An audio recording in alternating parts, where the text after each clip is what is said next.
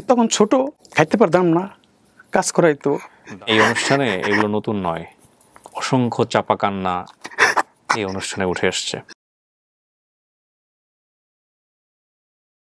আসসালামু আলাইকুম প্রিয় দর্শক এবং শ্রোতা, আল্লাহ সর্বাবস্থায় আমাদের সবার মঙ্গল করুন, সবসময়ের মতোই সেই দোয়া এবং শুভকামনা জানিয়ে শুরু করছি স্টুডিও অফ ক্রিয়েটিভ আর্টস লিমিটেডের আয়োজন আপন ঠিকানা। ছোটবেলায় যারা হারিয়ে গিয়েছিলেন, আজ পর্যন্ত 400-র অধিক ছেলে মেয়েদেরকে আমরা পরিবারে ফেরাতে সক্ষম হয়েছে আপনাদের দোয়া, প্রচেষ্টা এবং ঐকান্তিকতায়। প্রায় 4 বছরের বেশি সময় ধরে এই অনুষ্ঠানটি নিয়ে আমরা আছি। যারা আমাদের সঙ্গে ছিলেন তাদেরকে আন্তরিকভাবে ধন্যবাদ জানাই। আমাদের কার্যক্রম এখনও চলছে। এখন আমাদের এখানে শত শত ছেলেমেয়েরা অ্যাপ্লাই করে রেখেছেন পরিবারে ফেরার জন্য, এবং আপনাদের যে আগ্রহ, চেষ্টা, ভালোবাসা এবং দোয়া আমাদের জন্য আছে, সেই দোয়ার বরকতে আমরা চেষ্টা করে অনেককেই এখন পর্যন্ত আমরা পরিবারে ফেরাতে পারছি, যে কারণে আমাদের এই কার্যক্রম এখনও চলছে। যদি আপনি এরকম কাউকে জানেন তাহলে আমাদের অনুষ্ঠানে পাঠিয়ে দেবেন। আমাদের ফোন নাম্বার হচ্ছে 09639887777। স্ক্রিনে আপনি বড় করে দেখতে পাচ্ছেন। নাম কি আপনার? জাকির হোসেন। এটা বাবা মায়ের দেয়া নাম? জি। হাতের লেখা কার? ওয়াইফের। চমৎকার লেখা, আপনার ওয়াইফ। তো জাকির ভাই, আপনার বর্তমান বয়স আপনি দিয়েছেন 43 বছর, না? জি। আপনার হারিয়ে যাওয়া বয়স 7 থেকে 8। বলেন তো কি হয়েছে, তার আগে একটু জিজ্ঞেস করে নিই, আপনার বাবার নাম কি? আমার বাবার নাম ফজলু শিকদার। ফজলু শিকদার। আপনার বড় ভাইয়ের নাম মনে আছে, নাম কি বলেন তো? বড় বাবার নাম হচ্ছে আনোয়ার হোসেন। আমিনুল কার নাম? আমিনুল হচ্ছে আমার ছোট্টা। আচ্ছা, আপনার বোনের নাম মনে আছে? বোনের নাম হচ্ছে একজন কল্পনা আর নাসিমা। কল্পনা, নাসিমা, আনোয়ার, কল্পনা হচ্ছে আমিনুল। বড়, নাসিমা হচ্ছে ছোট। মায়ের নাম মনে নাই? মায়ের নাম মনে নেই। আপনার এইখানে যেটা পাচ্ছি আমি, থানার নাম মনে আছে? জি। থানার নামটা বলেন। থানা কালকিনি থানা। কালকিনি থানা। জি। আর এটা কি শিকদার বাড়ি? শিকদার বাড়ি। জি হ্যাঁ। শিকদার বাড়ি কি আপনার বাড়ির নাম? আমার বাড়ির নাম হলো শিকদার বাড়ি। আমাদের হচ্ছে দুইটা শিকদার বাড়ি। একটা হচ্ছে বড়, মানে যারা বড় থাকে, আর আমরা হচ্ছে তার নিচে ছোট শিকদার বাড়ি। ছোট শিকদার বাড়ি। মানে শিকদার বাড়ি কালকানি থানাতে, শিকদার বাড়ি ওনাদের বাড়ি। জি। এই হচ্ছে বিষয়। বলেন আমাকে, গল্পটা বলেন, কি হয়েছে শুনি একটু। জাকির ভাই, একেবারে ছোটবেলা থেকে, প্রথম থেকে বলেন। আমার যখন বয়স 7-8 বছর, মানে অভাবের সংসার তো, যার কারণে মা আর বাবা কাজে দেয় আমাকে। কাজে দেওয়ার পর থেকে আমি একটা কাজ করি, অনেক কষ্ট। কষ্ট বলতে কি করাতো আপনাকে দিয়ে? তখন ছোট, খাইতে পারতাম না, কাজ করাইতো, এদিকে গেতাম ওদিকে গেতাম।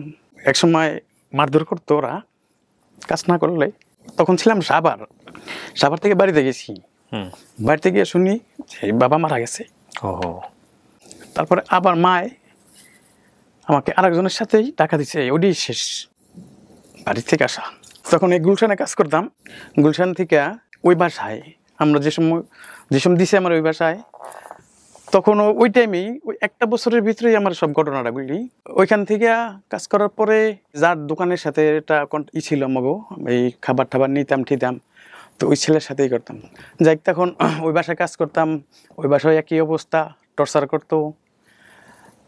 ছোট ছিলাম, লেখাপড়া করে নাই। ওখানে বলছিল যে লেখাপড়া শিখাবে কিছু, তারপরে ওরকম মারধর করতো ওই বাসায় অনেক।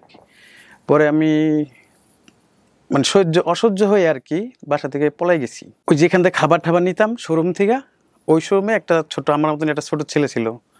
তাই আমি ওরা বলছি কি, দেখ আমি তো ভালো লাগে না ওই বাসায় মারে ঠারে, তো আমার একটা কাজ টাজ দিস বাইরে, যে পাঁচ। তো আমার সুন্দর ওইভাবে বলছে যে ঠিক আছে, সমস্যা নাই, তা আমি আপনারে আসেন, আপনি কাজ টাজ এখানে আমার সাথে থাকেন। ওইখান থেকে পলে আসার পরে ওর সাথে অনেকদিন ছিলাম, মানে অনেকদিন বলতে 5-15 দিনের মতন ওদের বাসায় থাকছি, খাইছি, ওখানে একটু কাজ টাজ করছি। পরে একটা বেকারিতে খোঁজ পাইলাম, ওই যে ফাস্টফুডের বেকারি, ওইখানে খোঁজ পাইল, ওখানে আমার দিল ছোটোকালেই। ওইখানে কাজ করলাম বেকারিতে কাজ করতে করতে করতে হঠাৎ করে বেকারিটা বন্ধ হয়ে যাবে। তো মালিকরা ভাগাভাগি হয়ে গেছে। বন্ধ হয়ে যাওয়ার পরে এখন সবাই তো বললাম যে তোমরা তো সবাই যার যার মতো চলে যাবে, তা আমার কি এবার? তো বললো কি ঠিক আছে, দেখি কি করা যায়। পরে যে এখন বর্তমান যাদের বাড়িতে আছি, ওনার বাড়িতে গেছে, পরে ওনারা বলছে যে ওনার মার সাথে কথা বলছে, মা এরকম একটা ছেলে আছে, তো ওরে নিয়ে আসি, তো বন্ধ হয়ে যাবে ওটা। তোর মা বলছে ঠিক আছে, নিয়ে আসো। পরে ওইখান থেকে বেকারি থেকে 94 সালে ওদের বাড়িতে চলে যায়। তো ওদের বাড়িতে যাওয়ার পরে ওইখান থেকেই মানে জীবনটা হলো আমার। ওখানে থাকলা, ওখানে খাওয়া, কিন্তু পড়াশোনা করতে পারিনি। আপনি একবারই পড়াশোনা করেন নাই? জি না।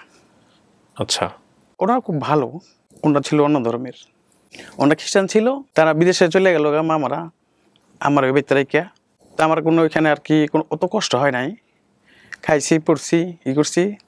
এর মধ্যে মাঝখানে একবার ওই বেকারিতে থাকতে আমার আম্মা আসছিল, কিন্তু আমি আমার আম্মার সাথে দেখা করতে পারি নাই। আপন মা? হ্যাঁ। আপন মা জানবে কিভাবে আপনি বেকারিতে আছেন? আমি ওই যে বাসায় কাজ করছি না, হ্যাঁ। গুলশানে, ওই বাসায় যে কাজের বুয়া ছিল, উনি একদিন আমাকে দেখছে ওই যে ওখানে দাঁড়াই রয়েছি মানে ইয়ের, তো ওইখানে সে নিয়ে আসছিল। তো নিয়ে আসছে পরে আমার সাথে আমার আম্মার সাথে আর দেখা হয় নাই। আপনি জানলেন কার কাছ থেকে এটা?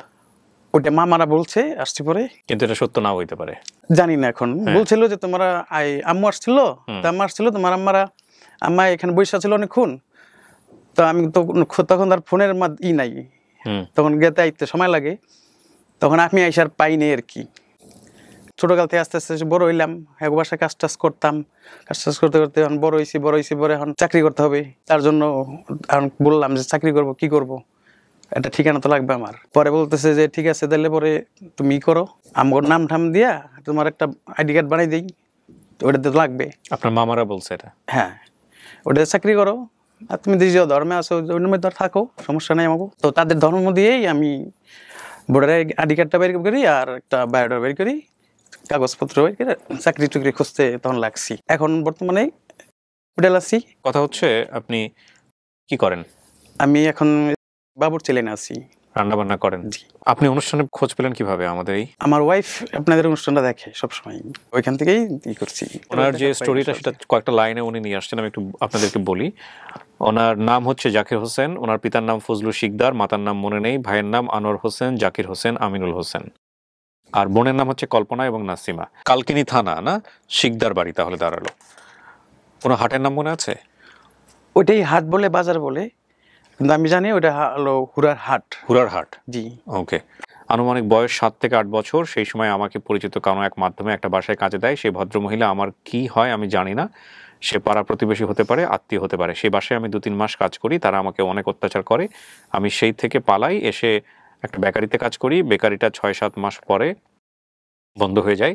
ওই বেকারিতে একজন সিনিয়র লোক ছিল, তাকে মামা ডাকতাম। সেই মামার সাথে তাদের বাড়িতে যাই, সেই মামার বাড়িতেই বড় হই, এখনও তাদের সাথে যোগাযোগ আছে। বর্তমানে চাকরির জন্য ঢাকাতে থাকি।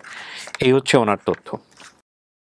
আপনার হাতে যে দাগটা আছে, এই দাগটা কিভাবে হয়েছিল এটা আপনার মা জানে, নাকি হারায় যাওয়ার আগে না পরে? না না, এটা বাড়িতে থাকতে, গ্রামের বাড়িতে থাকতে আমার নিজের। কারণ আপনার মা জানে যে কিভাবে হয়েছে এটা? এখন হয়তো মনে নাই বা মনে থাকতে পারে, নাও পারে। আমার আছে। আপনার মাকে দেখলে আপনি চিনবেন? চেহারা হ্যাঁ, মনে পড়ে? বাবার চেহারা মনে আছে? বাবা তো নাই, বাবা মারা গেছে। বাবা কিভাবে মারা গিয়েছিল? বাবা মারা গেছে, গ্যাসের ছিল তার সম্ভবত, মানে আলসার যেটা বলে, সেটা ছিল সম্ভবত, ওরকম ছিল, ওইভাবে কি হয়েছে। আপনার মনে আছে ঘটনাগুলো? বাবা মৃত মারা যাওয়ার ঘটনা মনে আছে? না, আমি শুনছি মারা গেছে, কিন্তু মানে পেট ব্যথা বলতো, ই করতো, গ্যাসের একটু ই থাকতো, তো এরকম ছিল। আর তার সাথে তো আমি ছোটকাল থেকেই তার লগে রয়েছি। তখন বাবা কাজ করতো খেজুর গাছের রস, মানে যেটা শীতের সিজনে সেটা করতো, আর অন সিজনে আপনার হচ্ছে ওই যে মাছ টাছ মারতো টারতো। বাবার মৃত্যু নিয়ে আপনার কোনো স্মৃতি নাই? বাবা কিভাবে মারা গেছে আপনি জানেন না? আমি যখন সাভার ছিলাম না, ও, তখন বাড়িতে তখন মারা গেছে এবং তারপর গিয়ে দেখছেন বাবার কবর হয়ে গেছে। হ্যাঁ হ্যাঁ। আচ্ছা, কিন্তু পাইনি আমি তার খোঁজ খবর পারেন না এটা? হ্যাঁ, সেটা আপনি বলেছেন অবশ্য, যে গিয়ে জানেন যে মারা গেছে। কার কথা বেশি মনে পড়ে? মার কথাই মনে পড়ে বেশি। ভাই বোনদের চেহারা, কারো চেহারা মনে আছে? বোনের কথা মনে আছে। এই অনুষ্ঠানে আসার আগে খোঁজ করেন নাই আপনি কোনোভাবে? চেষ্টা করছিলাম। দারিদ্র মানুষকে কোথায় নিয়ে যায়? এই অনুষ্ঠানে এগুলো নতুন নয়, অসংখ্য চাপা কান্না এই অনুষ্ঠানে উঠে আসছে। পরিচয় ছাড়া একটা মানুষের জীবনে যে কত ভয়ঙ্কর কষ্ট হতে পারে। চেষ্টা করবো ভাই আপনার জন্য, টেনশন করেন না, তাওয়াক্কাল তু আলাল্লাহ, নিশ্চয়ই আমরা চেষ্টা করব।